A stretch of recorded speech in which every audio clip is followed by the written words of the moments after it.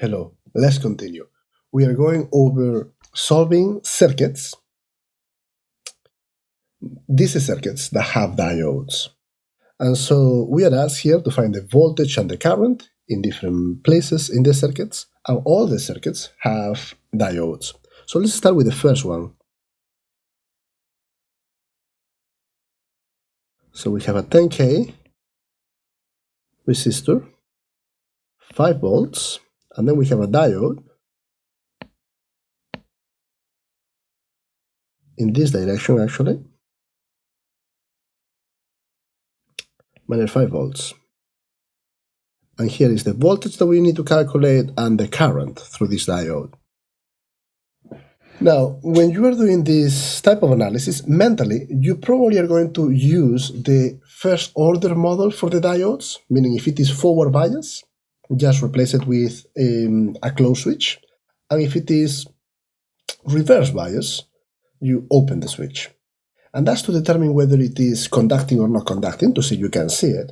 And then you can do, for analysis, a more refined approximation, especially if the voltage levels are low enough, where you replace, in the forward bias, the diode with the constant drop diode model, the 0.7 volts. So over here, we can see clearly that this terminal right there is going to be more negative than the terminal over there.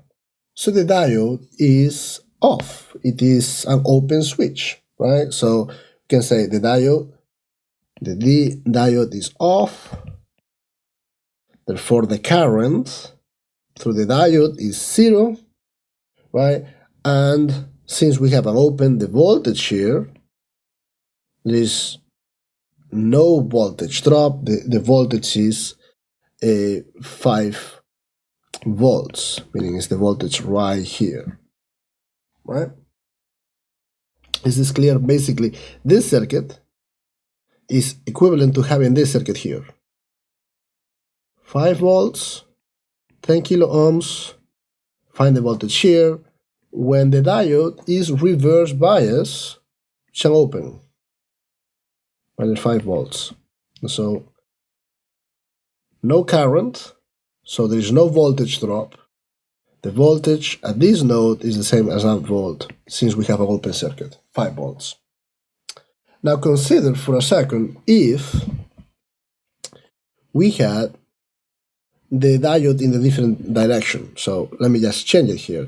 If I do, well, actually, let me just do it like this. What about if this was the circuit? 10 kilo ohms, we have a diode like that, minus 5 volts, and 5 volts. And we want to find the voltage here, right? Or the current through here. Now in that case, using the first order model, either a closed switch or an open switch, you will see, okay, the p-type region of this p-n junction is at a higher potential than the n-type. That's forward bias. Therefore, you can think of it mentally as a switch, a closed switch, and you have a resistive network. Or, now that you know that it's forward bias, you can replace it with a voltage source. So we say, okay, 10K, and here we have a voltage source of 0.7 volts, and here minus 5 volts, okay, 5 volts. And that's a very simple circuit where you can do 5 volts minus 5 volts gives you 10 volts minus 0.7 volts. In this case, actually, it's actually similar to what we had to do in the next one, right? So we have 5. Actually, let's do this. We have 9.3 volts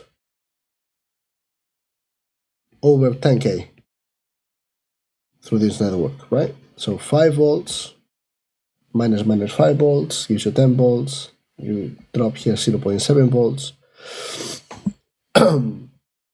And you are able to find the current and the voltage. Okay, let's continue and do the second one.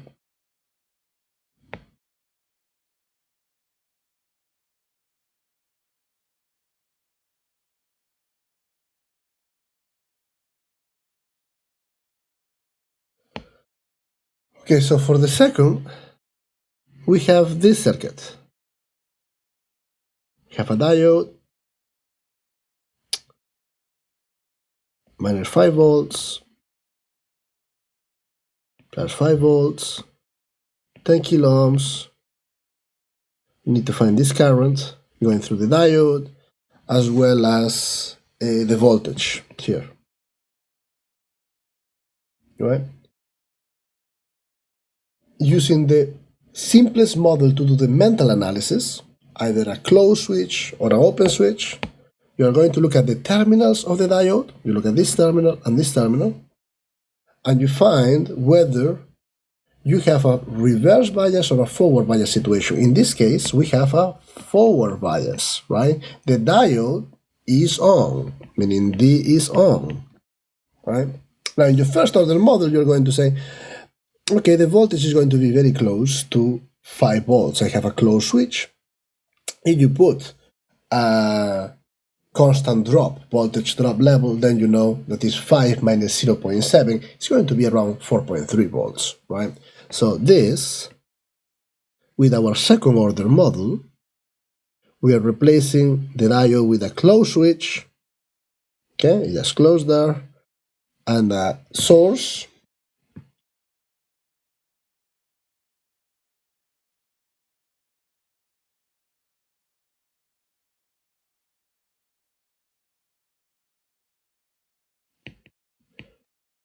What is the voltage here? Well, the voltage is 5 minus 0.7 volts is equal to 4.3 volts, right? And what is the current? This is the same as in the previous exercise. We're going to have a current of 4.3 volts, actually it's different, divided by 10 kilo ohms equals 0.93 milliamps. This is why it is useful to use the simplest model possible. Closed switch for forward bias, open switch for reverse bias, while trying to determine whether the diode is forward bias or reverse bias, and then you can go with a more accurate model to do the analysis. Okay? So let's go ahead, and actually let's just put it here. This is the voltage is 4.3 volts. The current is 0.93 milliamps. For the voltage here, since this is reverse bias, is equal to 5 volts, right? The current is equal to 0, it's an open. With that, let's now go to the next exercise.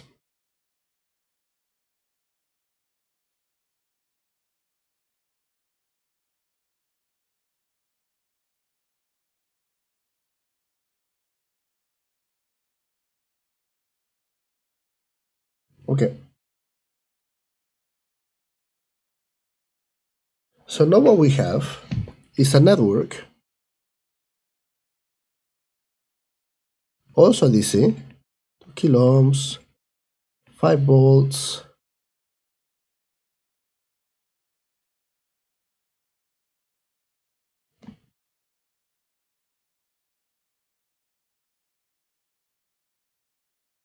plus 1 volt, plus 2 volts, right? I'm going to call this diode 1 and this is diode 2. Using our first order model, closed switch, open switch, we need to determine which one of it is conducting, make an educated guess, so to speak, and which one is not conducting. What we can see is that we have now here two diodes in parallel. And we know that the voltage across the diode in the second order model is a voltage drop of 0.7 volts. So at this terminal, we cannot have both 1.7 volts and 2.7 volts, right? So we need to determine which one is conducting and which one is not conducting, right? Now, A good guess when you have a situation like this, or not a good guess, an educated guess, is to see that the one that is going to be conducting is the one where you have the M-type part of the PN junction at the lowest potential. You see here, this is a 1 volt and this is a 2 volts. Therefore, what's going to happen is that this one is going to conduct, right? Which is going to put a voltage at this node of 1.7 volts, meaning 1 volt plus the 0.7 volts when D1 is on. And if you realize now, this is 1.7 volts, which tells you that this terminal is lower than this terminal, which means that the diode 2 is off. So, using the ideal model, the first order model, we have determined that D1 is on and D2 is off.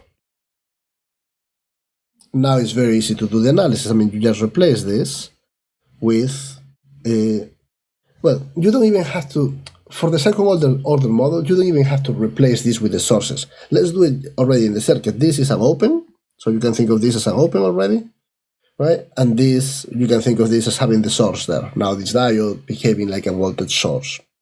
And so based on this, we can find our voltage. We need to find the voltage. The voltage at this node, the voltage is equal 1.7 volts. That's because we have 1 volt plus 0.7 volts here. Diode 1, 1.7 volts. And we need to find also the current here, right? And so that we have that the current is equal to 5 minus 1.7 volts divided by 2 K. And so we have a current of, what, 2.15 milliamps. Now, what will happen if you did the analysis wrong? If you could not tell which one was conducting, and you decided that both of them were conducting, for instance, or that you decided that D2 was conducting and D1 was not conducting. What happens in that case is that you arrive at a contradiction, okay? Like if you assume that both of them are conducting, you will arrive that the voltage here is 1.7 volts and 2.7 volts. So immediately, that cannot happen. Using the second order model, this voltage here, this node is at the same potential. So not both of them can be conducting. You could also do this in the first order model. If they are both conducting, this is a switch, and so this will be a 1 volt and this will be a 2 volts. Cannot happen. So you know immediately that one of them is going to be conducting, the other one is not going to be conducting. If they're in parallel, always remember that you have a node for both of them. The one that is going to be conducting is the one that at the other terminal you have the lowest potential. Okay, 1 volt, 2 volts. V1 therefore is conducting, V2 is not conducting. But let's consider another situation where it's a very complex circuit. You don't know which one is conducting, and you guess that D2 was conducting on, and this one was off. If you do that analysis, right, you will get that the voltage here is 2 volts, 2.7 volts. Right, so 2.7 volts right here.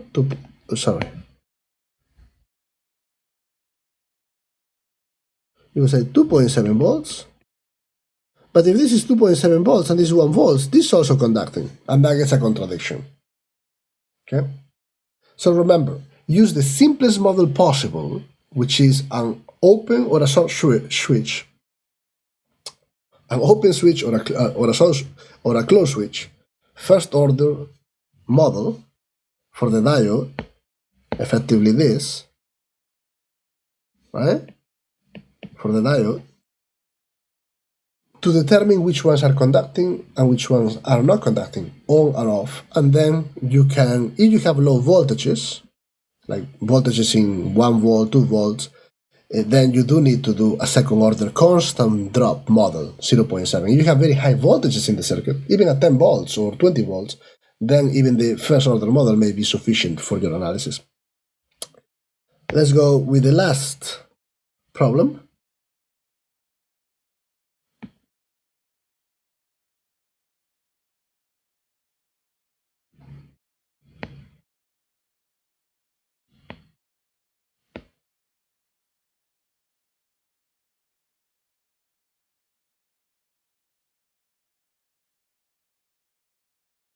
So we have two diodes here, D1 and D2.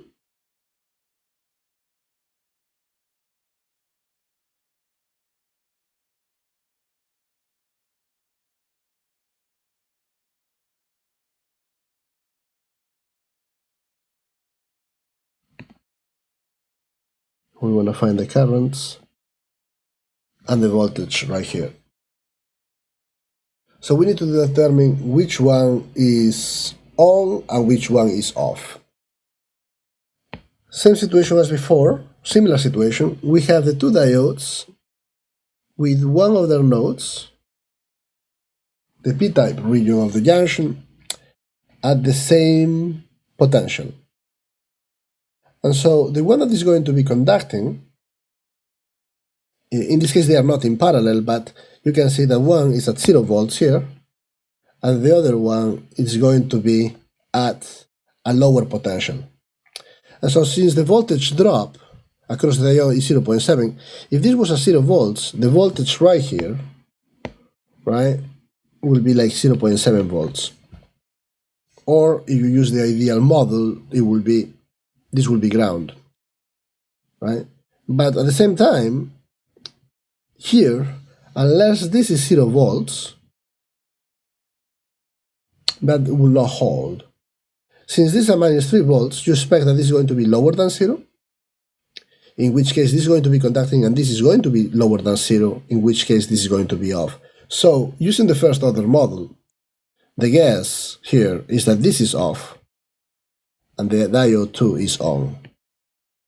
Okay? And if that's the case, let's go ahead and do the analysis.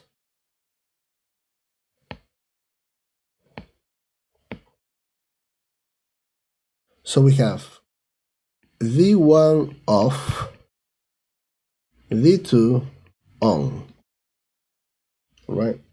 So the current through D2, current here, is going to be given by 3 volts minus 3 volts, so plus 3 volts minus 0.7 volts.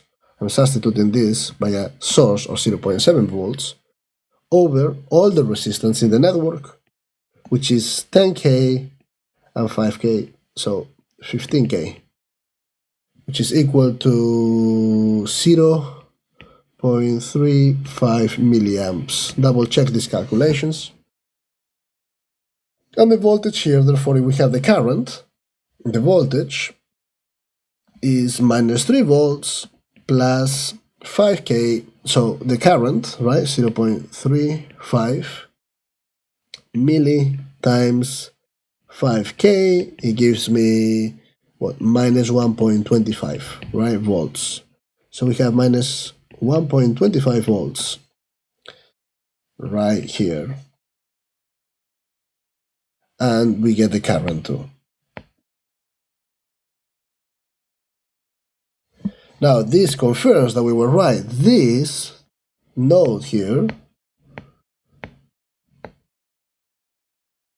is a minus 125, so this is a minus 125. We have the P region of the D1 diode more negative than the N region, in which case this is an open. Current does not flow, so this current actually is 0. So in this case, what do we have? The current is 0 here, the current here is minus 1 point, the current is 0.35 milliamps, the voltage is minus 1.25 volts. In the previous example, you remember, the 2 was not conducting, the 1 was conducting, so the voltage here was 1.7 volts, in which case it was also very easy to find the current as 2.15 milliamps. And we got it. Thank you.